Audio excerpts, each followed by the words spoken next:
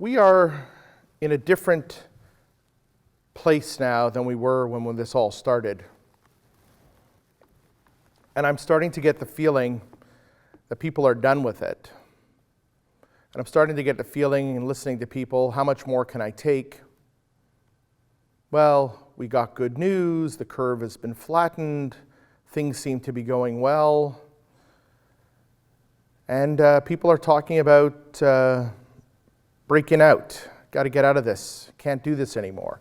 There are some people who genuinely are in fear for their lives, in the sense that either they're in a very difficult situation at home, or they can't afford it anymore. They're worried about where they're going to make their rent.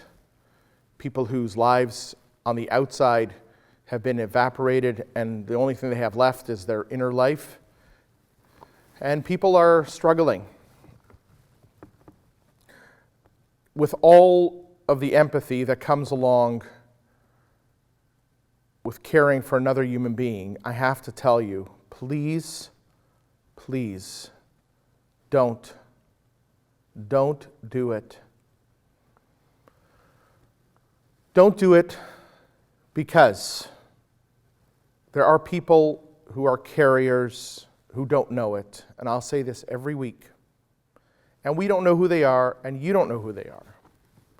And you're going to have some interaction with someone who seems fine and looks fine and has been fine for the entire time. Unlike me, I have a little tiny cough, but some people have no symptoms whatsoever, or the most minuscule of symptoms. And they're fine until you realize that their fine could be because that's how they react to COVID, and your fine might be deadly because that's how you react to COVID. So until we have some way of measuring who's fine, you got to stay home.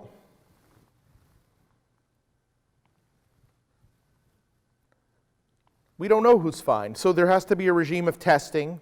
There has to be a way of being able to prove that you are either not sick or have been sick, and if we get lucky, we'll find out that the antibodies or the plasma or whatever retain some kind of immunity. But we don't know that yet.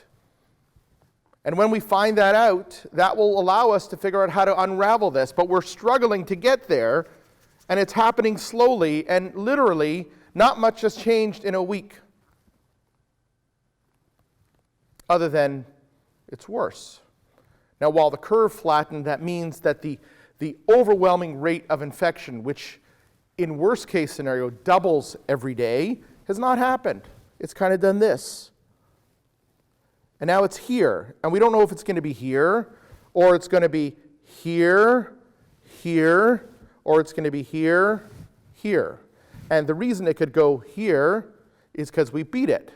The reason it could go here is because it's just going to keep going. The reason it could go here is because people leave their homes, assume everything's fine, and then the community transmission kicks in, and we're back to round 2, second wave, third wave. We just don't know.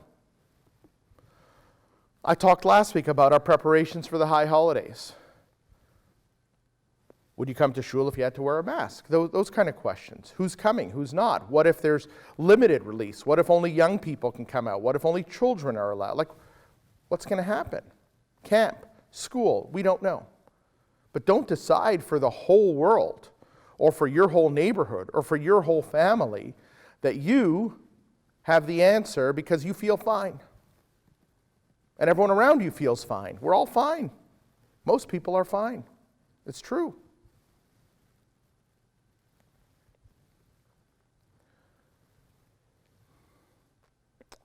One thing I want to say about high holidays. This week there was an article published about synagogues planning alternatives for high holidays to be online and do whatever. And I know it's a struggle and it's hard for everybody. We're lucky that we have a live stream program that works and is successful and we can communicate.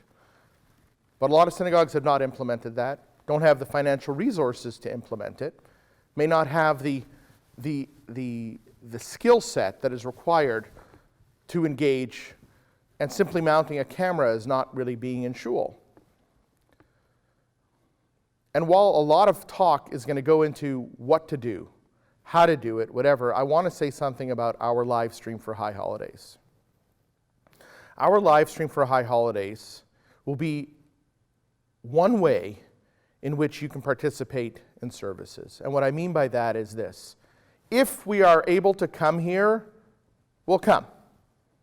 If we are unable to come here, you won't come, and we'll live stream. And even if some of us are able to come here, everyone else can participate via live stream. There will be a live stream no matter what. And there will be services no matter what. The only question is whether I will be here alone, I'll be here with some of you, I'll be here with all of you. We don't know. But rest assured, in this shul, at Beth Torah, you do not have to worry what will be for High Holidays. Whatever it will be, we will be there with you. And the other thing I'm going to say to you, if you're a member of Beth Torah congregation, I want you back as a member this year. No matter what's going on financially, we want you back. And you'll hear from us about that. But prepare yourselves. There is nowhere else that we want you other than with us, whether by live stream or in person. And I will make sure that everybody rejoins us this year, unless you don't want to. But if you do, you're going to be welcome here. We'll make sure of that. We'll take care of it. We know it's not going to be easy for everyone. We know it's going to be hard for some of you. We know it's going to be a choice you make. Still, we want you.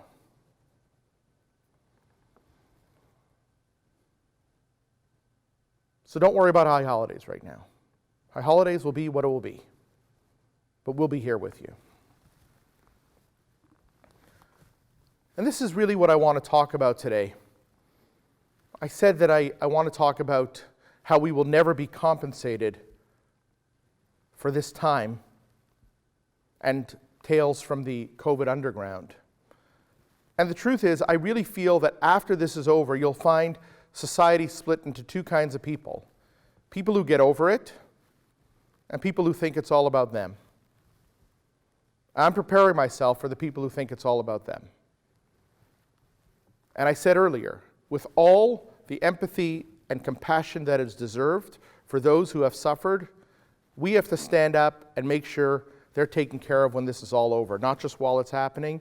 When the school program comes back and children need to be fed, we must feed them.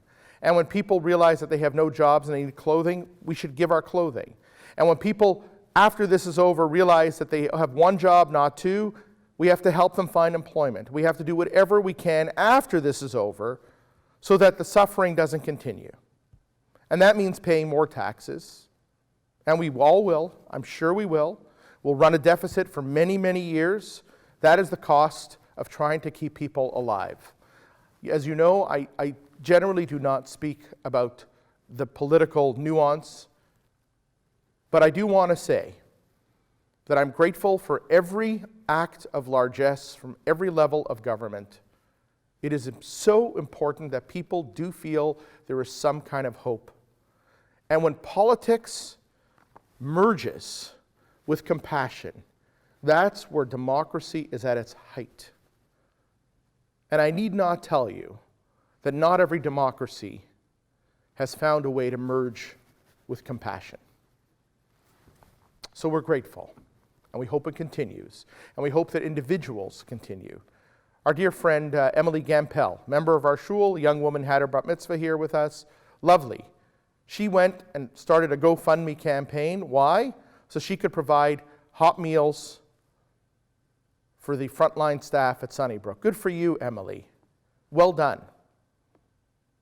And when it's over, I'm sure you'll continue because you do a lot of good work.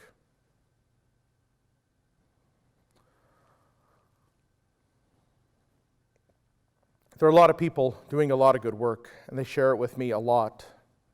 And I'm very proud that we are part of such a vibrant and extraordinary community. And I mean community not bounded by synagogue, faith, religion. I'm talking about people. all kinds of people doing all kinds of great things. Let's continue it. We will never be compensated for what we've been through. Forget about it. The money's gone. The cost is gone. Nobody can make it better. But we can help. And I got to share with you some of the tales from COVID Underground.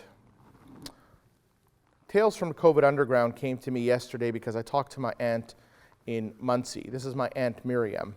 She's not that much older than me. She has 9 children and 39 grandchildren.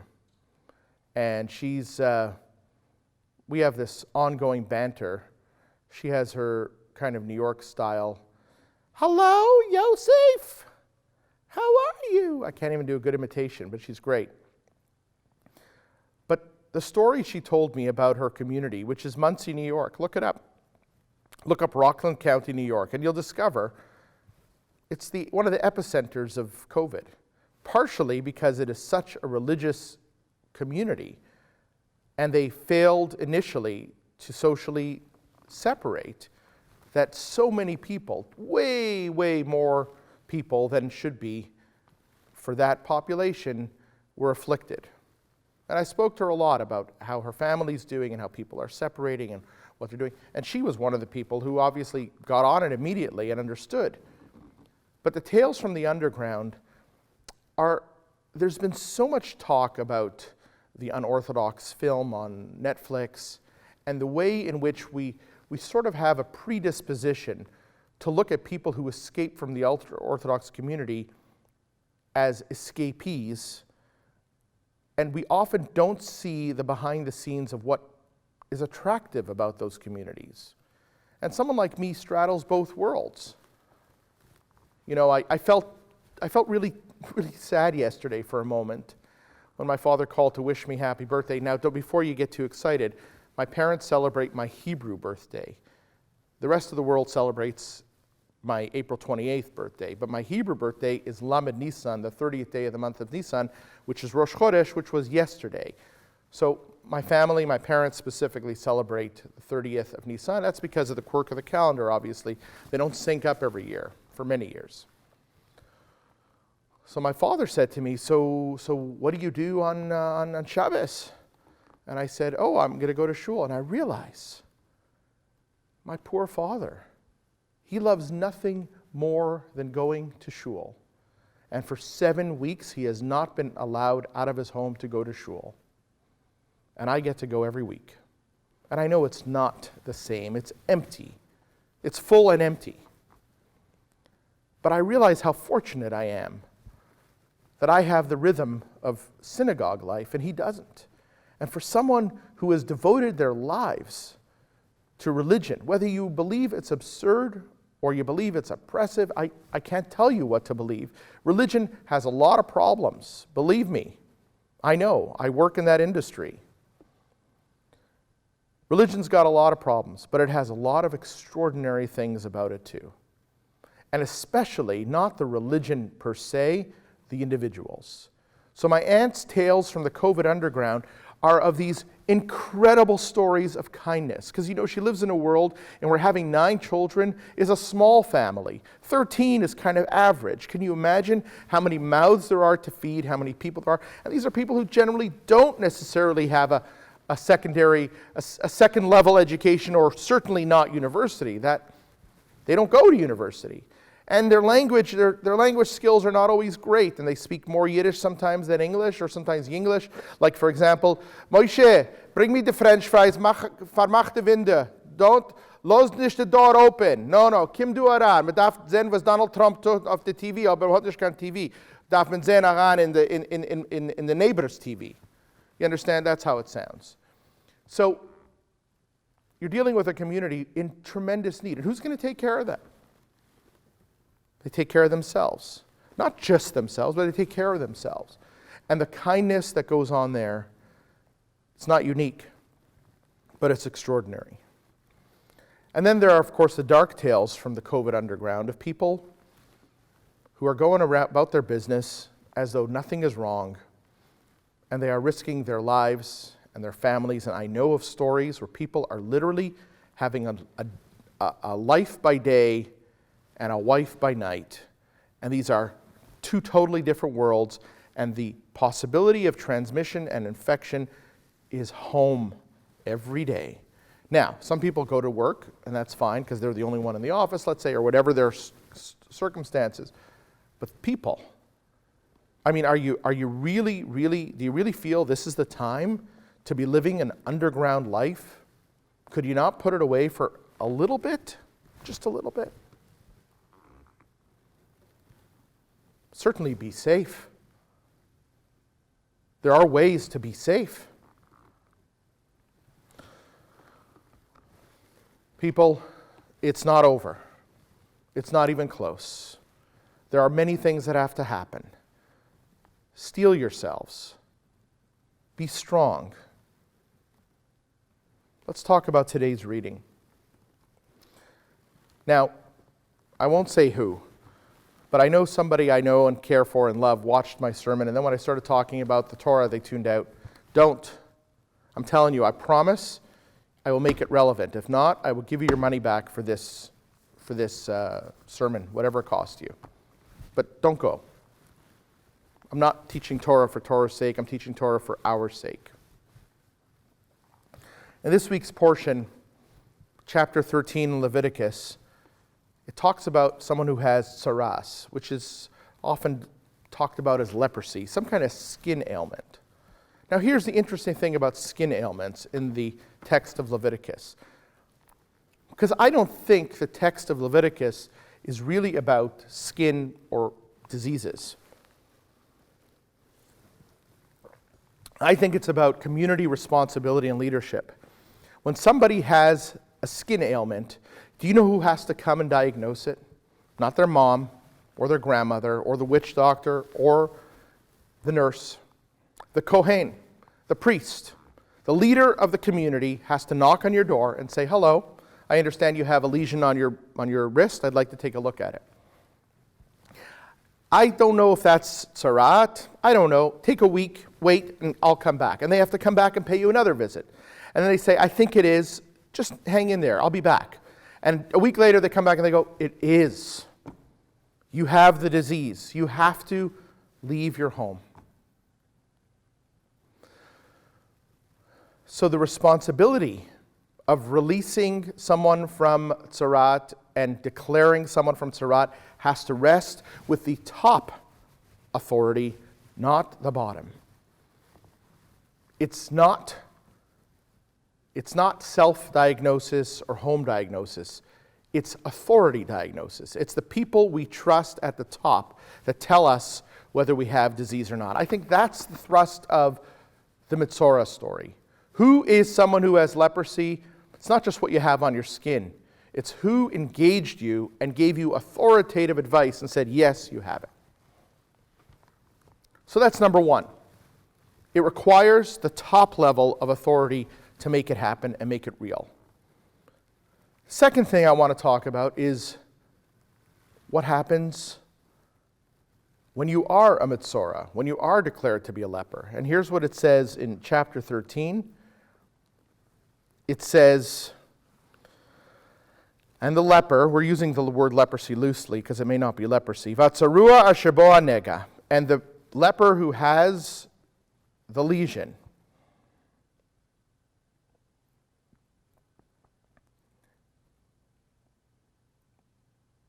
his clothes should be left tattered, and his head should be uncovered, and he should reside along the edges. And he should not mingle in society. And he should announce publicly, "Tameh, Tameh, I am impure, I am impure." Someone walking down the street should be forced to say, "I have COVID-19. I have COVID-19. I'm contaminated. I have a disease." That's what they wanted them to do. The Mitzorah has to say, "Get out of my way because I am impure, maybe infectious. I am infectious." Now imagine what happens in a society where people have to declare themselves infectious.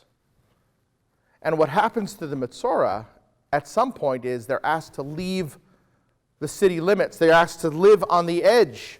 In other words, here's the delineation of where the neighborhood is. There's a green space. Why don't you move into the green space so we don't have to confront you all the time? Well, I told you, I don't teach Torah to pretend that the Torah knew what was going to happen in 2020.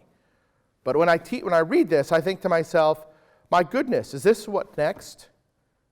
People will have to wear a star that says, I'm infectious? Or wear a special hat? Or carry proof of health or immunity? Where are we going to go? Or will people who, after society opens up again, remember that's what we want. We want to open it up again. So we open it up again, but we find out that Mr. Smith is COVID-19 contagious. What do? Do we leave Mr. Smith at home when all the other homes on the street are declared healed? What if Mr. Smith comes out and do his garbage and a kid bumps into him? That could reinfect the whole neighborhood. Why don't we move Mr. Smith to Canadian Forces Base Trenton? Why don't we move anyone who tests positive out of the city? Tamei Yikra. Announce, I am infectious, I'm infectious. Make way for me. But let's move them out. Otherwise, how are we ever going to all get back to normal? We got to remove those who are impure. Is that what we're going to do? How are we going to reopen society if we can't determine who is and who is not infectious or at risk? And the answer is the Kohen, the leadership, has to come and make the determination. No one else. Wait for people who have the authority, who take the responsibility, who have the training, who have the knowledge to tell us what to do. We don't want to see a time when we have second, third, fourth waves, or we have an annual wave. It will fracture us beyond imagination. So the first part of the story of Metzora is, how do we treat individuals who are infected? And whose responsibility is it? It's the top level, not the bottom. And if we don't want to have a society in which people are castigated for having an infection, which is of no fault of their own, we have to be extremely careful and compassionate by staying home. Second thing I want to talk about is the Haftorah that would have been for today had it not been Rosh Chodesh, had it not been the new month of Iyar. We would have read the Haftorah from 2 Kings chapter 7, verse 3. So if you're following along and want to read along, 2 Kings chapter 7, verse 3. And it begins like this. Now there were 4 men who had leprosy at the entrance of the gate. In other words, they're outside the city. And they said one to another, why should we sit here until we die? And they said, because this was a time when Aram had besieged the city, there was no food in the city, and the war camp of Aram is within view. So they're sitting at the edge of a city. Maybe they're safe because they're near the walls of the city and the army hasn't quite moved in yet, but they're besieging the city. They'll let them all starve themselves and die. But these 4 lepers are in no man's land. They're not in the city because they're lepers. They were sent out. They're not in the army camp because that's the enemy. And they say, we're dying either way. We're either going to starve with the city or we're going to die because of the attack of the army. We have no choice. And they get up and they decide, let's turn ourselves over to the camp. Who knows? Whatever. So if we die, we die. But it's better than a slow starvation. Having been kicked out of our city, we have nothing. We have no choice. And it's the story of a miraculous event where they go to the camp of Aram, and somehow the camp of Aram had heard a huge army sound, some kind of rumble, maybe an earthquake, maybe thunder, who knows, We don't know what they heard, but it turns out that the entire camp had abandoned their encampment and the army had fled. And these 4 men show up in an empty, deserted military camp with all the equipment and all the food and all the clothing, everything's still there. They left, the army camp left in a second. They got up and they ran. No idea.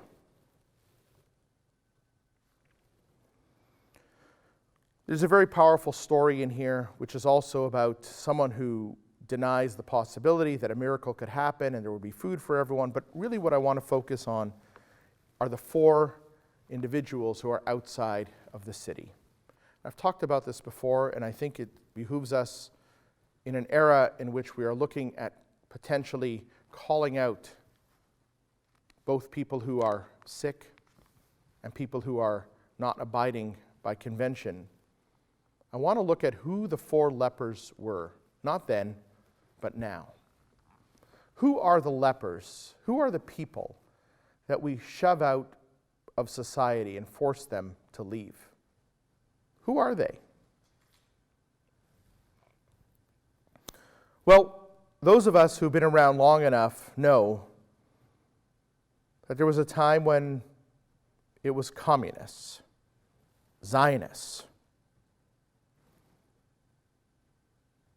LGBTQ, if you were not sexually oriented as a cis norm person, you were out. You had to leave. If you followed a different faith tradition, like Wicca, if you were a witch, you could be burnt. If you didn't come from the right economic class, if you were a refugee, if you weren't the right color, if you spoke with the wrong accent, if you didn't have the right education, all these classes of people were Mitzoraim. They were the lepers that were kicked out of the so-called city. If you were indigenous, if you represented some kind of threat to the norm, whatever it might be, you were a Mitzora.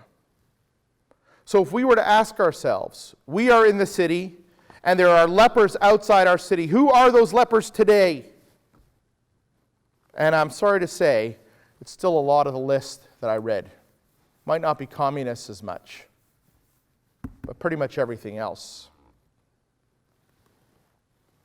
We have found a way to build cities and build walls around our cities, and while we look open, at the end of the day, there are people outside the walls of our city. When push comes to shove, some people get shoved out and some people are welcomed in.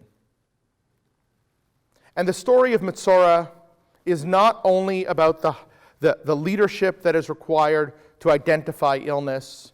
It's not only about the avoiding, at all costs, turning people into pariahs. It is also about recognizing who we have defined presumptively as a pariah or are not worthy of being part of our society. And as things get more and more and more difficult and we close off the walls to our city, who else gets tossed out in favor of self-preservation and left to die? Spiritually, morally, socially, physically. It is hard at this time of crisis to take care of all the needs we have in society in normal good times. It is almost impossible to take care of the homeless. The work that Via Hafta is doing is non-stop. They are literally out on the street feeding people because the typical conventional ways in which we fed the homeless have evaporated. Food banks are struggling. The abused spouses are struggling. Children who don't have enough food because they used to get it at school programs are struggling. These are the new lepers in our society. These are the ones. Now, maybe we haven't pushed them out deliberately. We just don't have the means. But we can't leave them out there when this is over. That's the story of the 4 lepers and the modern day tell of who we've left out of our walled cities.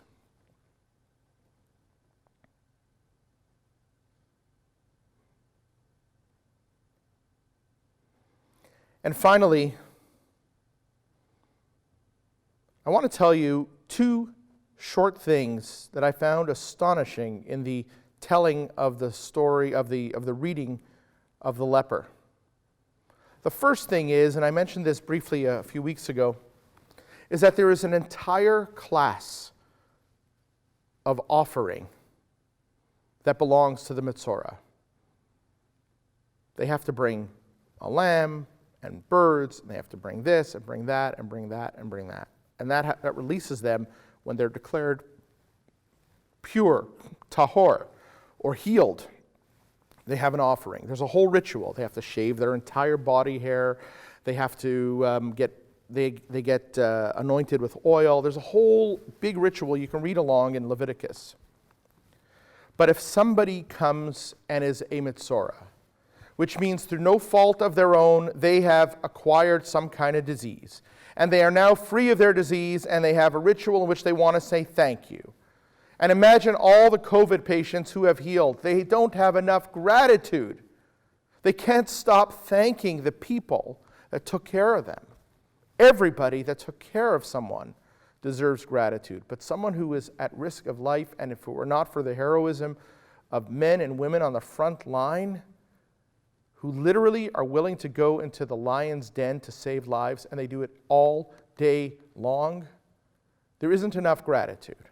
So in this case, it's a ritual of gratitude. And you come to the temple, and you bring what you have, but what if you're impoverished? Ve'im dalhu, and if you are so poor, you have virtually nothing. Imagine, as I've said earlier, imagine where religion shines is not when it tells you how to sacrifice to expiate your sins, or expiate your sins, or where religion trades money for forgiveness, or religion does all those other things, the power, the control. No. Religion shines when it says everybody has a place. Economically, you're all welcome. The temple is not a place for the wealthy. It's for everybody. Ve'im dalhu, and if they are poor, they still have the right to come and end their suffering of tzarat by bringing an offering. And it is built into the text. It wasn't an add-on by the rabbis who noticed there was a problem. Right in the text it says, if you are poor, we have a place for you. Which is what I say about high holidays. Economically, we are not going to let anybody go. Economics is just something that happens. Membership is something that means a lifetime of connection. We're not letting economics get in the way. We'll do what we can. We will try. I promise. So you come to the temple and you're dirt poor. You're a dal. Dal means you literally are down at the bottom. There's still a sacrifice for you. And it involves 2 birds. And listen to this. This is about today. This is about all of you. If you're still watching, maybe after this you'll go to the window and you'll look out and you'll say, my goodness, it is a gorgeous spring day. There's a blue sky. There's not a cloud in the sky. It's warming up. Flowers are coming up. The birds are chirping. It's beautiful. The sun is warm. And just on a day like that, you come to the temple and you bring 2 birds. And they take 1 bird and they slaughter it. And they put it in a bowl and they capture its blood in the bowl. They take the 2nd bird. These are pigeons. And they dip the live bird in the blood of the dead. It's an ancient ritual. I'm not suggesting we do this. But I want you to imagine this visual.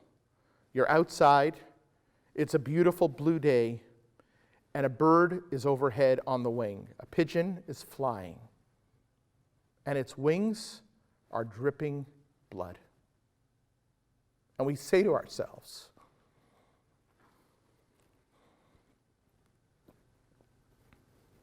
that pigeon's dying. It's bleeding. Look at it. It's dead. It's gonna crash and burn. It's over. Something must have happened to it. It's bleeding. And someone else says, no. Someone else died. It's the blood of sacrifice. But that pigeon will shed the blood from its wings and will go on to live. It's an extraordinary image. Because, friends, we are the living. And as long as we are alive, it means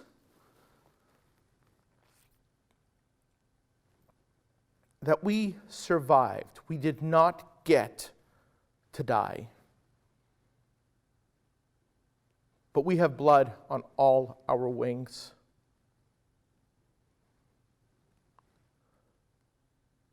We have to fly. We have to go. We have to shed the blood that is on us because it's not our blood. But there is death. And that image of a bird flying free despite the blood, to me, speaks of the fact that when it's time, we will spread our wings and fly. But right now, it's the time that somebody, the Kohen, the authority, has to decide which bird will live and which bird will die. And sometimes it's only a matter of luck. And with what we're facing now, we have to commit ourselves not to look to luck to be the living. Look to the guidance of our traditions. Look to the guidance of our authorities. Look to the guidance of our leaders. Let's not create societal pariahs. Let's remember to take care of those who are outside of the walls we've created. Let's bring them back in, or let's at least go help them out there. And let's remember that when this is over, when we're taking our flight of freedom, when we are shedding the blood of disease, we are the lucky ones. Let's turn that luck into good, consistent, and permanent action. It is my hope